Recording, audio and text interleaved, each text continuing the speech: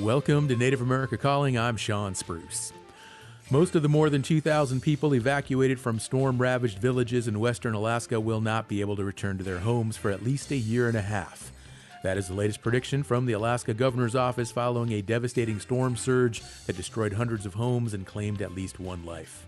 The level of ruin and the threat of increasingly destructive storms is generating questions about the long-term viability of coastal Alaska villages. We'll get the latest right after the news.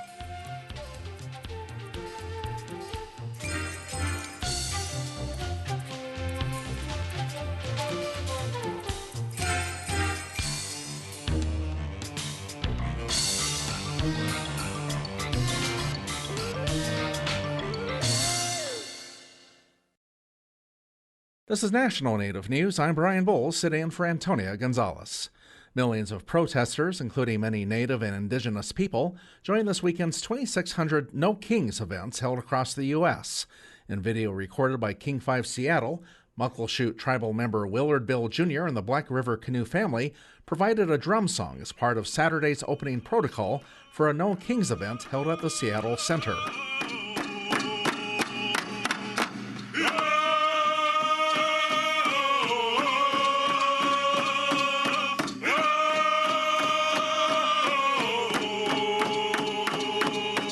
Bill expressed solidarity with the Palestinian people, saying natives know, quote, what U.S.-sponsored genocide looks like.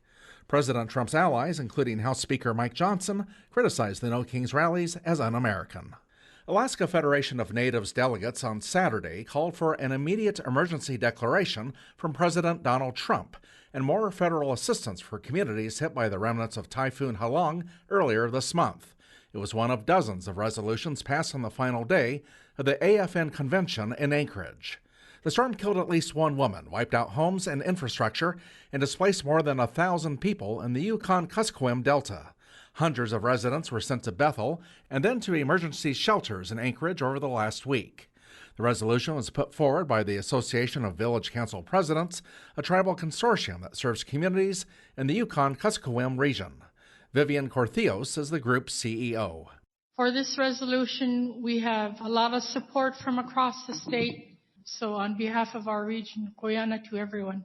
The delegates amended the resolution to also include damage caused in the Northwest Arctic and Bering Strait regions and called for a Western Alaska emergency response hub in Bethel. Governor Mike Dunleavy requested that Trump declare a federal disaster for Western Alaska earlier this week, but that request has not been approved as of this weekend. Alaska's congressional delegation has also urged Trump to approve the declaration. Other AFN resolutions touch on a wide array of topics, from health and safety to education and subsistence. It's been an interesting few weeks since Navajo Nation President Boo Nygren suddenly fired the tribe's controller. In the fallout, local leaders from across the biggest reservation in the U.S. are now signaling growing disapproval with his administration. KJZZ's Gabriel Pietrorazio has details. So far, at least 2 of the 5 regional agencies representing nearly half of the tribe's population have passed no-confidence votes in Nygren and his estranged vice president, Rochelle Montoya. Take me out of the equation, Rochelle Montoya. Don't worry about me. She's even willing to leave office. And if this is how we are going to be able to protect our people, then this is how it has to be. But some have called on Montoya to lead, urging the council to suspend Nygren and install her as the tribe's first female president. And I'm prepared to do that. As for Nygren, he doesn't plan on stepping down. Citing a previous recall effort, he says those same organizers are now campaigning for no-confidence resolutions across the 110 tribal chapter houses. For National Native News, I'm Gabriel Pietrorazio. And on this day in 1803, the Louisiana Purchase was ratified, which more than doubled the size of the United States. Napoleon sold the territory for $15 million, and the purchase is considered President Jefferson's landmark deal. Soon, settlers spread across the continent, and land still occupied by an estimated 700,000 Native Americans. This is National Native News. I'm Brian Bull in the KLCC studios of Eugene, Oregon.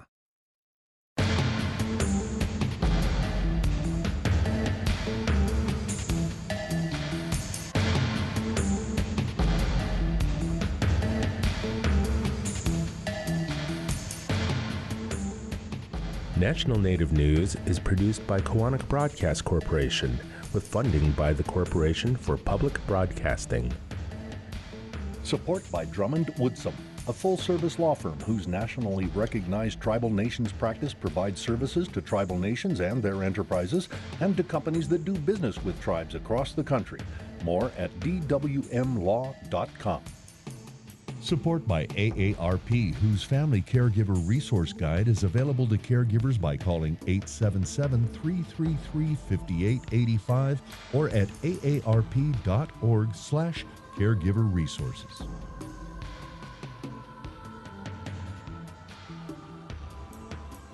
Native Voice One, the Native American Radio Network.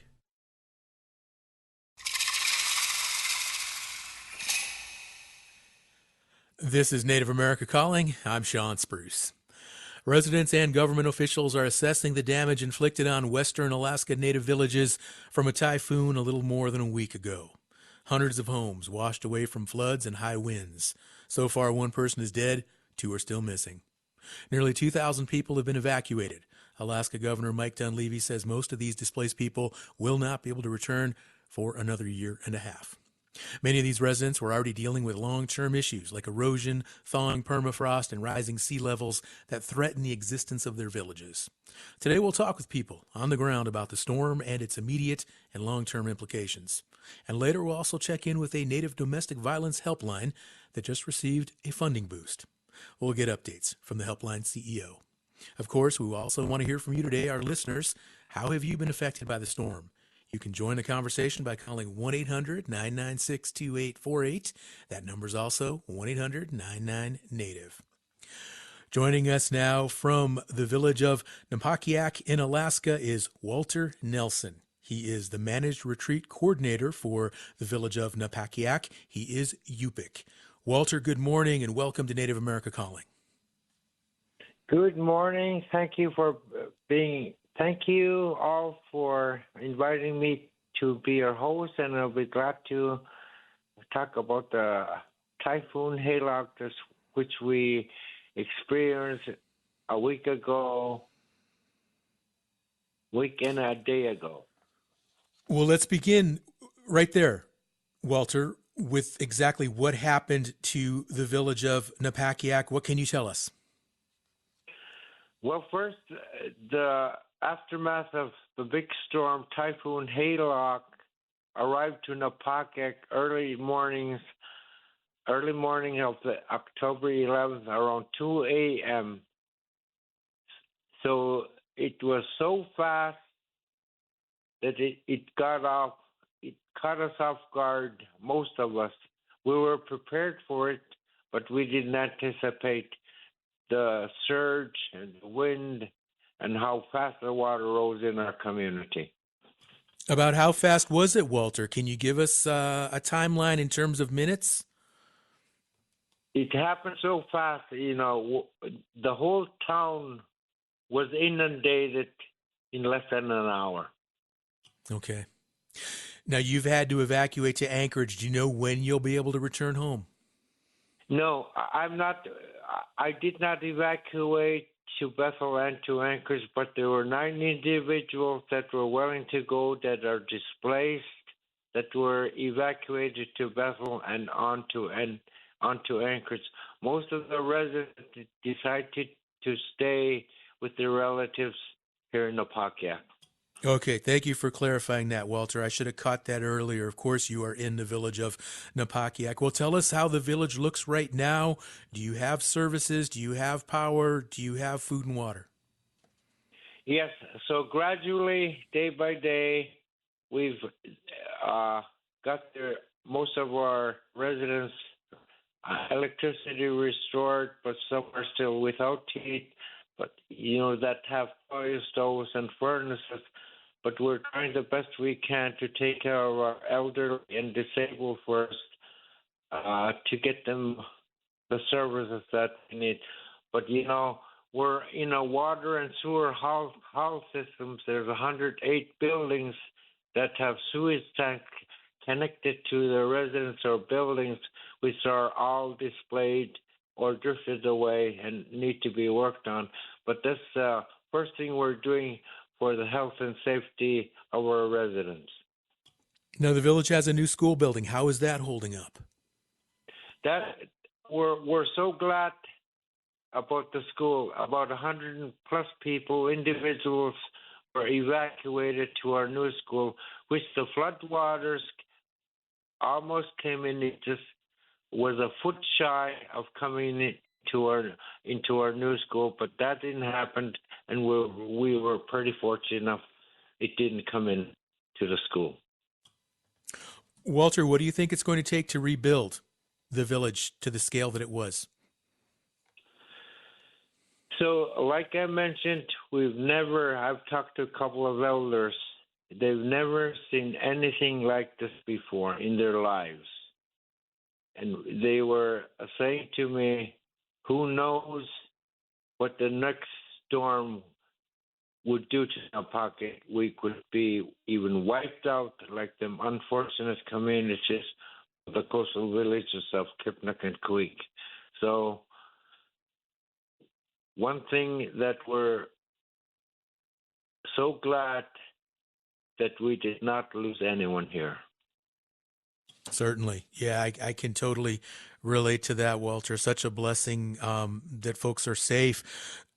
Where are community members right now? Where in the village are they staying? And what do they anticipate in the next few weeks and months? Is it a possibility they might still have to evacuate, or how long can they stay there in the village?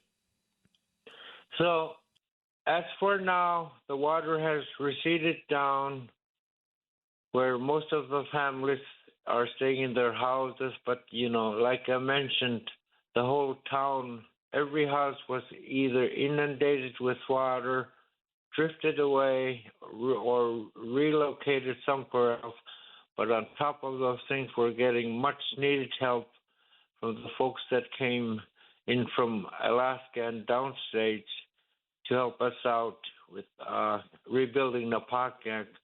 So we're fortunate enough to have 20 plus individuals that came in to help out with different things that we need to get Napaket on its feet. So we're thankful for every entity that is helping out Napaket in and out of state of Alaska. So yesterday morning I got a call from a couple of folks here in Napaket that Red Cross is going to be sending 20 plus individuals to help remove the damaged insulation in most houses before winter sets in. But, every morning I wake up, it's a little colder every day. So that in mind, we're just doing the best we can for our community members. Walter, I know a lot of families there in the village. They live a subsistence lifestyle. They hunt, they fish. Some people lost a year's worth of food supplies that they had in storage. What are the resources like now for food? How are they holding up? So, we help out each other like most communities do here in Alaska. We leave anyone out, and we try to share what we have. I know all the gatherings for every family, subsistence-wise, most of the families lost all the hard work they got to provide for the winter use. But we've got some assistance for food coming in, drinking water, and so forth. We're going to be distributing as they come. Walter, we have listeners all over the country who tune in every day to Native America Calling. Many of them are outside of the state of Alaska. What do you want them to know about this storm and what it has done to the western part of the state of Alaska? Just to back up, you mentioned that we have one of the fastest riverine erosions in Alaska. That the study has been done. So we're gradually and constantly moving buildings to the new west side, which we developed with our contractors. The work is ongoing, nonstop, and that's where we are. So there's 356 residents here living in Napakiak, and just to let you know, you mentioned, and we all know, we all live in a subsistence lifestyle with our other communities as well, and it's so hard, to catch up with individuals and the big problems that we've never seen before that hit Napakiak. But I mentioned 19 homes were displayed. Mm-hmm. 19 108 homes. homes have been affected, and so forth. Mm-hmm. Yeah, geez, Walter, you mentioned the study, and you're part of this 50-year plan to move Napakiak because of the continued erosion from the Kuskokwim River. That's a big project, a big plan. How do you think this storm and the damage it has caused will change that long-term timeline, moving the village within 50 years? I mentioned this to our community members. We live on an island, and we have higher bluffs just across the river. But with this permafrost degradation happening everywhere, it's the fastest in the state of Alaska. And studies have been done where we'd like to move the community to higher ground. But, with the studies that were done, it's going to be impossible, but we'll have no choice. I mean, where would we go?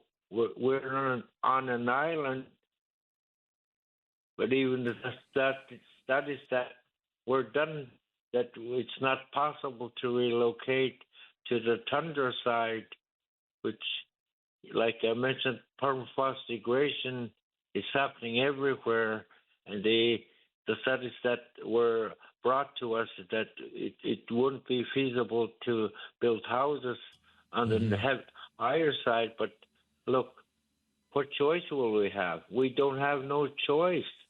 Okay. Walter Nelson, Managed Retreat Coordinator for the village of Napakiak, kicking off our conversation here today on Native America Calling. Terrible typhoon hit a little more than a week ago, and we're getting updates from Walter and some other guests we have on the show as well. Stay with us.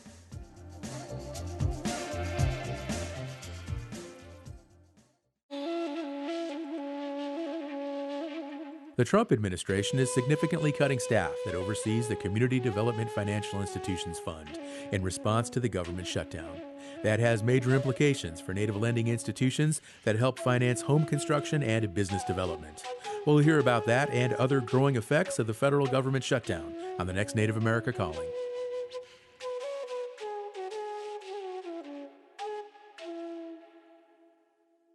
The Association on American Indian Affairs invites all to Tribal Museums Day, December 6th through December 12th. Tribal museums may offer no-cost or reduced admission, gift shop discounts, art markets, and live cultural demonstrations.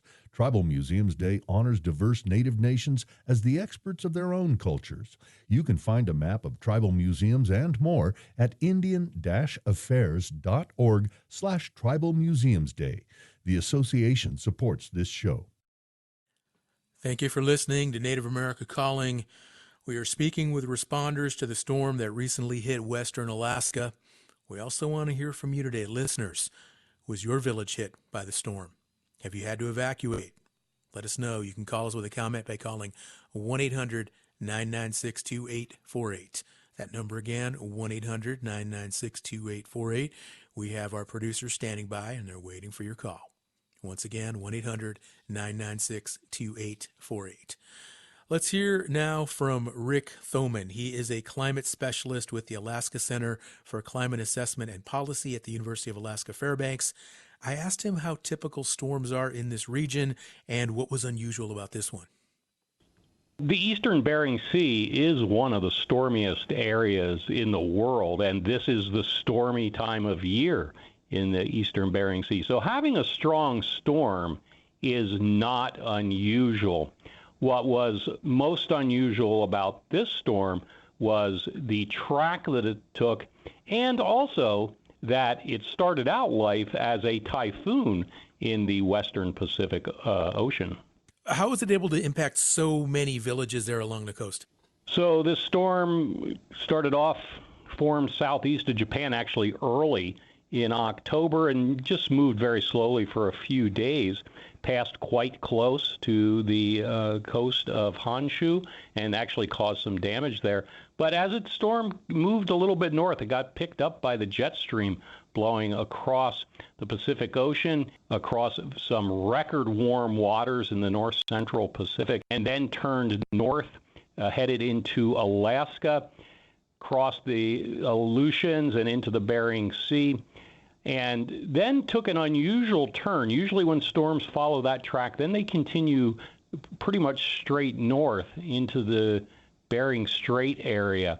But this storm did not. It took a turn to the right, so it crossed much farther east before moving inland over Alaska. And what that had the effect of, it brought these extremely high winds. The storm was re-intensifying rapidly in the Bering Sea, and 50 to 100 mile an hour winds blowing across the Bering Sea right into the Kuskokwim Delta coast. Because the storm was intensifying so quickly, it also spread high winds inland well away from the coast, pushed water up the Kuskokwim River, even had some flooding at Bethel, 50 miles above the mouth of the river, and we had wind damage reported at communities in western interior Alaska, a couple hundred miles inland, and a lot of trees are down, and that's going to be a problem for communities come this winter with trees down over trails. Was it a confluence of all of these factors that made Halong more damaging than Typhoon Merbok back in 2022? Yeah, the big difference here was really the track. Typhoon Merbok took a much more westerly track, and so it produced some damage at communities across a much larger stretch of coast. This storm, because it was farther east and just because of the configuration of the geography of the coastline, brought these extreme high waters into the Kuskokwim Delta, which is very low lying, and there are no higher terrain. Communities, most communities there within 10 feet of the high tide line, and there's no higher terrain. And so with these strong winds, as the storm tracked to the northeast, it pushed this water in, and we saw the catastrophic flooding. Places farther north that got the winds had some high water, but nothing as anything like what we saw in the Kuskokwim Delta. Now, there are some pre-existing conditions in this region where the storm hit. You wrote about them in a recent article. There is permafrost that is thawing, land is subsiding, and there is a sea level rise. All of these factors add to the risk. What are some special considerations that should be taken when rebuilding this region in the future? Well, that is going to be a very difficult, some very difficult decisions that are going to have to be made by the tribes in the region because of this land subsidence, in part driven by the thawing permafrost and the rising sea level. Sea level rise is not as great in this portion of the Bering Sea as it is in some parts of the world, but when you're so close to sea level, a few inches each direction make all the difference in these big storms. And so tribes are going to have to really think hard about how can we rebuild, especially considering while this was the worst storm in living memory in this region, and we don't know when the next one will be, what we know for sure is that the oceans are warming, providing more energy to storms. The permafrost is thawing. Land will continue to subside. How do we work with those conditions that are basically locked in? These threats are not going away. We don't know when the next big storm will be, but we know there will be a next one. That was Alaska climate specialist Rick Toman sharing insights into the storm. I want to bring another guest into our conversation now, Taylor Sousand, who joins us from Anchorage, Alaska. She is the Director of Communications for American Red Cross of Alaska. Taylor, good morning. Good to have you on the show today. Thank you. Yeah, thank you so much for having us. We appreciate it. Absolutely. Well, let's talk about these emergency shelters in Anchorage. How many people are currently staying there? Yeah, so, we know that originally, as of yesterday, we had about 633 people that were airlifted out of the various villages that were impacted. Right now, we have just shy of 300 people that are staying with us between the two shelters that we're operating with. We know a number of people have made the decision to stay with family in other villages, in Anchorage and in Fairbanks. Our shelter count right now is just shy of 300. Some of these people might not be able to return home for 18 months. So is that the plan, to transition them into some sort of housing with other families outside of the shelter? How much longer can the shelters remain up and taking people in? Yeah, of course. At the Red Cross, we can have these shelters open indefinitely. Of course, we know that that's not ideal. This isn't the most comfortable place for folks, and it's really just designed to be a temporary landing place for folks as we can find more comfortable accommodations for them. So we're working with our key community partners, with the state and the city, to find more suitable and more long-term housing for these evacuees. What are some other efforts that the Red Cross is involved in right now with Alaska officials in this storm?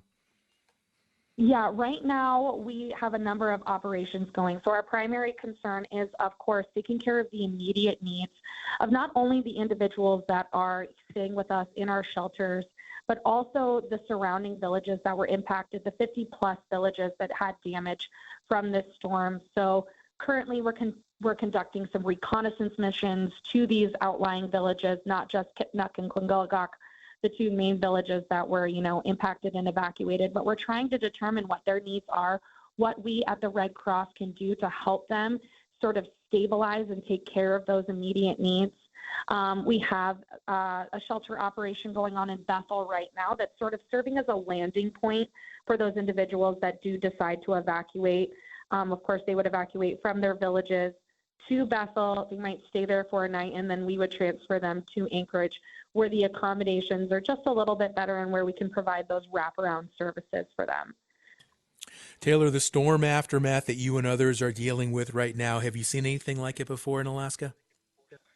In 2022, I was here during Typhoon Merbok, and, the Red Cross had a major operation to serve the villages that were impacted by that. But from the photos of the damage that we're seeing and the sheer scale of damage that we're seeing for all of the villages, this seems, significantly worse. This seems like these storms are just increasing in intensity year over year, and these villages that have been impacted, by what they're calling these once-in-a-lifetime storms are seeing them, just a few years later, and the intensity is increasing dramatically. So we can anticipate, in the years to come, that these storms and these villages that are already vulnerable after seeing, the impacts of these storms being impacted year over year. So it's genuinely a great concern for us at the Red Cross, but we stand prepared to serve these individuals and these residents to the best of our ability, and that's what we prepare for year-round. And going forward, how will the Red Cross prepare in the event that more of these storms continue? So our main operation, when we're not, immediately affecting people that are in the middle of what we call gray skies, our disaster response, when we're actively responding to these disasters, is to help these villages prepare for disasters like this, to teach them, how to have a go kit, to how to prepare your homes for these disasters, so what to do, where to evacuate to, and to prepare the tribal entities in these villages to sort of be self-sustaining for, a maximum of 72 hours, because we know the remoteness of these areas. It's not always possible for help to come immediately like it would in the lower 48. So the individuals in these villages are incredibly resilient, and we honor that. We just want to make sure that they have all of the tools that are available to them throughout the year to make sure that when these storms do happen again, that they have the ability to take care, until we can get resources up to them. Taylor Sousen, Director of Communications for American Red Cross of Alaska, joining us here on the show today to talk about the aftermath of Hurricane Halong. And listeners, if you are in Alaska, if you have been impacted by the hurricane, please, the typhoon Halong, let us know. Give us a call. We'd like to hear from you. 1-800-996-2848. Give us an update. Let us know what's happening there where you are. 1-800-99-NATIVE. Our next guest joins us from Bethel, Alaska. This is Eric Stone. He is the state government reporter for Alaska Public Media. Eric, good morning, and thank you for joining our show today. Thank you for having me.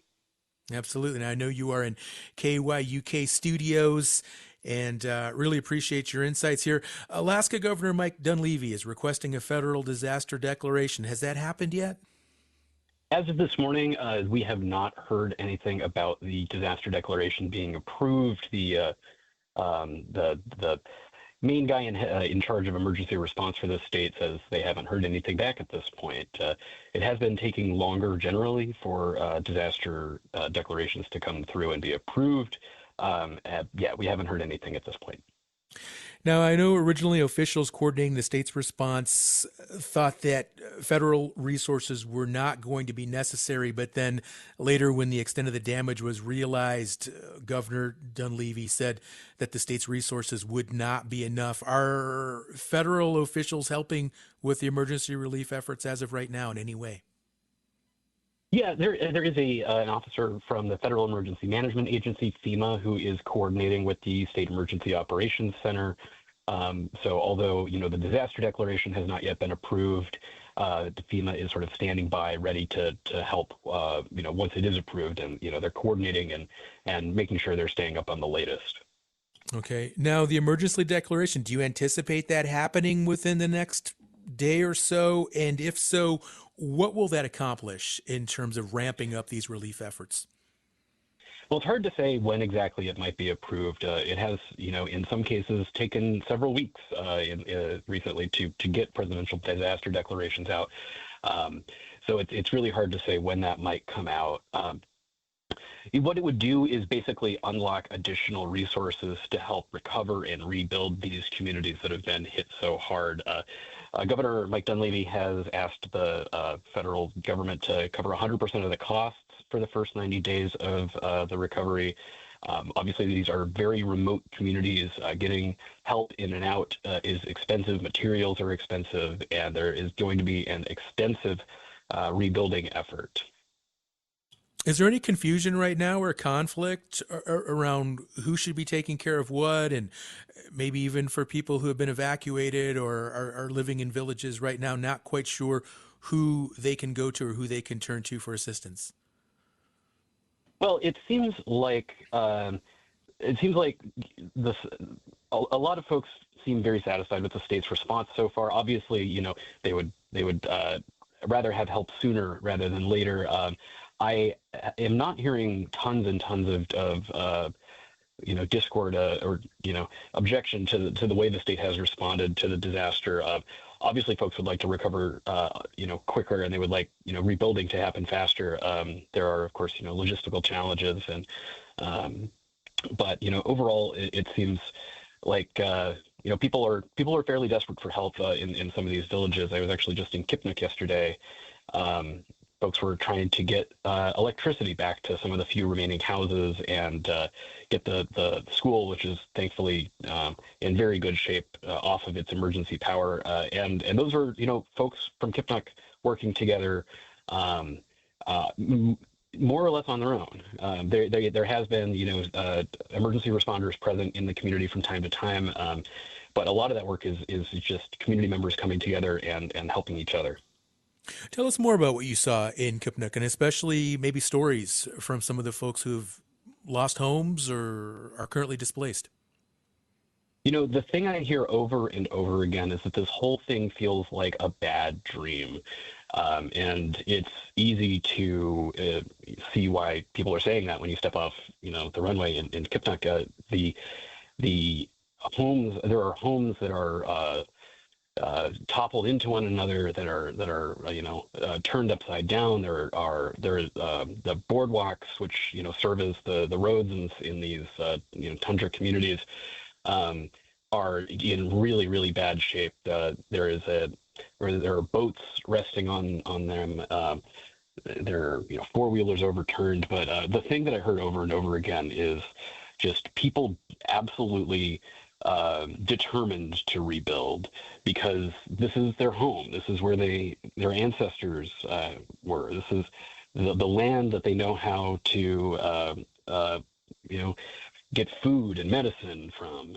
And obviously, folks who are still in Kipnuk, they want to be there. A lot of folks have evacuated to acreage, but yeah, just the determination, the resilience that I heard from folks in Kipnuk was honestly very inspiring.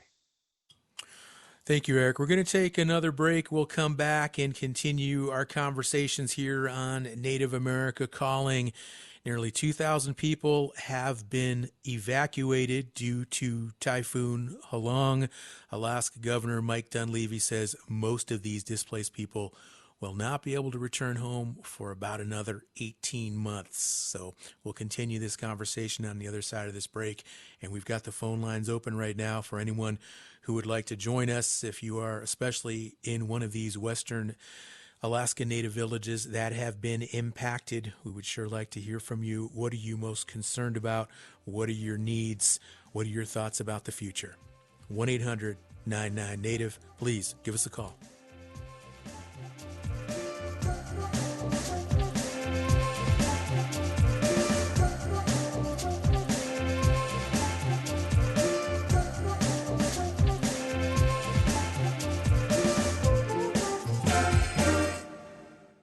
Support by the American Indian College Fund. The American Indian College Fund provides millions of dollars of scholarships to thousands of Native students every year. Tribal citizens of every age and experience are eligible. The deadline for applications is May 31st, and you can find everything you need to apply at collegefund.org. That's collegefund.org, or by phone at 800-766-FUND. Education is the answer.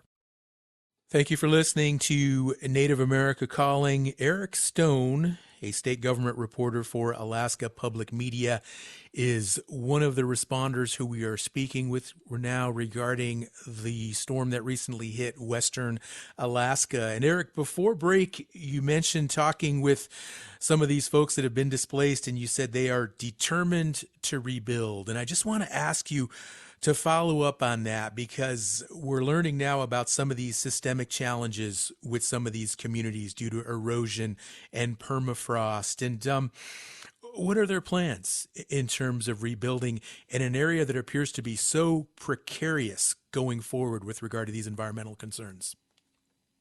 Well, the big question is, how and where to rebuild. It is, Kipnuk gets floods from time to time. I was told a normal flood is, 2 or 3 feet. This was several times that.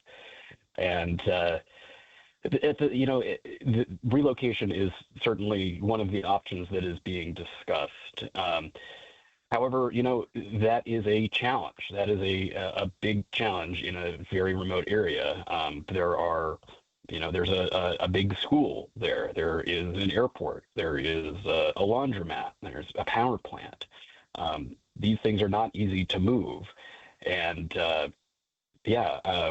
some of the folks I talked with yesterday were, folks are taking it one day at a time. There is not necessarily at this point a comprehensive long-term plan for the future of Kipnuk. Frankly, because those discussions are still going on. But yesterday, I talked with some folks who were taking a boat up to the hardware store, which had floated a couple of miles upstream in the river, in order to repair the light plant and get power to some of the remaining buildings. And folks are just taking it one day at a time, but these big questions are looming. Okay. Thank you, Eric. Walter Nelson, retreat coordinator for the village of Napakiak. I want to give you a chance to share any final thoughts or comments before we move on to our next topic here on the show. Okay. I'd like to thank you for inviting me to be your host, to have other communities around me, and whoever's listening. From rural Alaska, we'd like to thank you in our prayers, your thoughts, help us carry through the big impact that has to Napakiak. And we're, like I mentioned, we are all neighbors here in rural Alaska, like Kipnak, Creek. We all have relatives everywhere. So we think about all those who care and pray for all the things that are happening in each and every village. So Kuyana, in my language, Snichugunilani, Umiyoksuta, Pichaut Kun, Pinachtukutwatan, Asanik Nunanik, Pingamta, ilak ilautilachtekut, Tawam Koyakluki, Unachilikakput, Pilaxput, Koyawik Sugluku, Quatan, Pitchongamta, Igayoktainagakut. Okay. Walter, thank you so much for being on the show. We're thinking about all you folks there in Alaska right now. Take care of yourself, please. Take good care of yourself, and thoughts and prayers going forward. Thank you so much for joining us. Thank you. Bye-bye. We're going to go ahead and pivot now and talk about the StrongHearts Native Helpline. It provides support to Native people who are affected by domestic and sexual abuse. They recently received a $15 million grant over the next 5 years to help fund their services. We're going to speak now with the CEO of StrongHearts, Lori Jump. She joins us from Sault Ste. Marie, Michigan, and she is a citizen of the Sault Ste. Marie Band of Chippewa Indians. Lori, hello, and welcome back to Native America Calling. It's good to have you back on the show. Good afternoon. Thanks for having me. Absolutely. Now, I do want to make our listeners aware we will be discussing the topic of domestic violence. If listeners need support, you can call the StrongHearts Helpline at 1-844-762-8483. That number again, 1-844-762-8483. And a note of disclosure, StrongHearts is an underwriter for Native America Calling. All right. Lori, 5-year, $15 million grant towards StrongHearts Hotline. That's a lot of money. What will this funding be able to support? It's a very exciting award for us. This is our first direct award from HHS. In the past, we've been funded through a sub-award through the National Domestic Violence Hotline. So it's really exciting for us to be able to, have a direct relationship with HHS and the federal government in this way. This is going to keep the lines open. We are 98% funded by federal and state grants, and, unfortunately, very dependent upon federal grant monies. Excuse me. So this will fund, the advocates that are manning the lines every day, and as well as some administrative functions. What's the biggest need with addressing domestic violence right now, Lori? Yeah, our statistics show over the past year, really, the number one need is peer support, right? People really just need to be heard. They need to understand that they're not alone. They need to know that what they're experiencing is not okay, right? And so our advocates can help process the trauma that they've experienced. And that really is the number one need.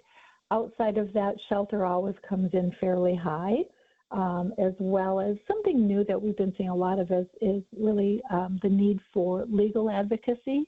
So perhaps getting a personal protection order, maybe help with child support or child custody issues. Those kind of issues are showing up a little more often. Now, we've seen big cuts to so many federal programs and the elimination of hundreds of federal service jobs. including the agency that runs the suicide hotline. Tell us how Strong Hearts fits into that scenario.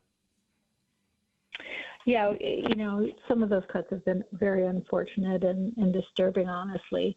As I said, we've existed for 8 years. We're about 8.5 years old now. And this is the first time that HHS has funded us directly. And so we're very excited about that. But it is deeply concerning to hear about the cuts to other helplines that have provided really critical services to those in need. Lori, it sounds like you folks are well funded here for the next 5 years, but what about beyond that point? Are you worried about future funding? Every time there's a change in administration, you always get a little bit concerned, right? Because the administration really provides the path forward. And so whenever there's a change in administrations, we're always curious as to how that's going to impact us. This gives us 5 years of breathing room and, the time to really cement ourselves as a critical service to Indian country. And so, I think, my staff were always saying that my favorite saying is, I think we're going to be okay. Because I really do. I think that, the work that we're doing has been recognized and as being valuable. And I think we're such a needed service in Indian country. I do think we'll be okay. But, you just never really know when you're a nonprofit organization that is dependent on government funding. Mm-hmm. What are the trends you're seeing, Lori, when it comes to domestic violence in Native communities? Yeah, so across the past year, really, emotional abuse continues to be the number one type of abuse experience, closely followed by physical and sexual abuse. Financial, digital, cultural abuse is a little less. Again, the number one need, as usual, has been peer support. As I said, that's just so important for somebody that's reaching out probably for the first time ever about what they're experiencing. And then, the everyday needs that people have, right? How are they going to pay for their home if they choose to leave a relationship? How are they going to feed their children? How are they going to, provide transportation? All of those things really, it's a bundle of things that are being experienced, right? Mm-hmm. Lori, you mentioned emotional abuse, physical abuse, sexual abuse. You also mentioned cultural abuse. Tell us more about what cultural abuse looks like. Yeah, cultural abuse is really when somebody, uses who you are at your core against you. So it might look like somebody that's not allowing you to participate in ceremony. It might be forcing you to participate in a ceremony that is not your own. Right? I think we have a lot of, intermarriaging between our tribal nations, which is great. But again, those are things that can be used in negative ways for victims of domestic violence. That's interesting. I hadn't thought of that in that context before, but it certainly makes sense. Lori, how have you seen the service that you provide assist people improve their lives? And what keeps you doing this type of work? Yeah, I think, the need is so great. You look at the rates of domestic violence across Indian country, and they're the highest in the nation. And so I know that there are a lot of people that are out there that don't know that they have some place to turn to. And so that's the motivation behind myself and the people that work here at StrongHearts. We really want to get the word out to people so that they know they aren't alone. There is somebody that's willing to listen and to help. And so, yeah, that's definitely my motivation is being able to make sure that every one of our relatives has access to the services that they need. And Lori, the folks that you have working at the helpline, of course, this is a national service, so you're dealing with tribal communities all over the country. How are they able to understand some of the nuances of different Native communities and cultures? What kind of training do they have? Well, our advocates go through a pretty intensive 2-week training period covering, everything about domestic and sexual violence, of course, but we also talk about sovereignty. We also talk about jurisdictional issues. We talk about culture. And obviously there are 574 tribal nations, so it would be impossible for our advocates to really become experts in the culture and traditions of each of those nations. But we have conversations about perhaps what, the advocates' experience has been, and asking our contacts, what are the traditions in your community? Have you accessed those? Have you looked at doing ceremony, right? And so, they get a lot of training, and it's ongoing. 2 weeks is just to start us out and get us comfortable on the line. But we do have ongoing training and access to, different cultural speakers, people that come in and talk to us about their communities and what's happening in those communities. Are there certain regions or specific communities that are hit especially hard with some of these issues? And if so, what's the approach there? Or are you able to allocate more resources in some of those situations? Well, because we are anonymous and confidential, we don't allocate by region, right? Our advocates, we have advocates in 15 different states as a remote organization. So we never know where the next call is going to come from. It all comes into our queue, and then, the next call goes to the next available advocate. So we don't do it in that way. We do track, however, where are our calls coming from? And maybe more importantly, where are they not coming from, so that we can say, okay, we haven't had a call from Wisconsin. Let's put some funding into advertising and promotion in the state of Wisconsin, so that, our relatives in Wisconsin know we exist. So that's kind of how we can allocate by region, but not necessarily in terms of the actual, contact with an advocate. And Lori, the communities that you work with, tribal communities, perhaps native urban communities as well, what do they tell you in terms of resources that they need to bring down domestic violence rates? Well, I think that, what we're hearing from the field really is that, we still are not meeting the need, right? We know that funding is limited. We have a lot of tribal communities who may only have one advocate or two advocates. And so they're never really off the clock, right? And because things don't happen Monday through Friday between the hours of 8 and 5, they're always on call. So one of the things that we're doing here at StrongHearts to help that is we're working with some of the tribes to let them forward their lines to us on weekends and evenings and holidays, so that they do get time off, right?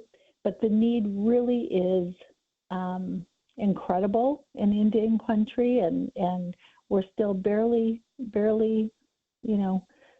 meeting the need. I would say we need much more investment into our tribal communities. Lori, thank you again for joining us, and continued success with the StrongHearts Native Helpline. Great. Thank you for having me. Absolutely. With that, folks, we have reached the end of our hour. So I want to thank all of the guests who joined the show today: Lori Jump, Walter Nelson, Eric Stone, Rick Toman, and Taylor Sousant. Please join us again tomorrow when we will hear about the ongoing consequences of the federal government shutdown. Until then, I'm your host, Sean Spruce. You've been listening to the one, the only Native America Calling. Every family caregiver could use help finding the necessary resources to care for their loved one. The AARP Family Caregiver Resource Guide helps family caregivers access key programs, services, and agencies in their communities. A copy of the guide is available by calling 877-333-5885 or online at aarp.org/caregiverresources. AARP supports this show. Kilamik, Ikayominyarasi, Okadilugu, Indian healthcare provider, Elitrif Saukufsi, breast cancer screening option. Ampahudakawsi, Naka visitor healthcare.gov/coverage. Naka Kalalu 1-800-318-2596. Unakaira Center for Medicare and Medicaid Service.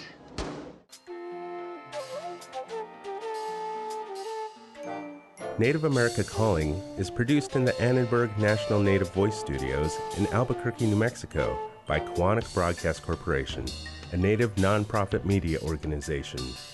Funding is provided by the Corporation for Public Broadcasting with support from the Public Radio Satellite Service. Music is by Brent Michael Davids. Native Voice One, the Native American Radio Network.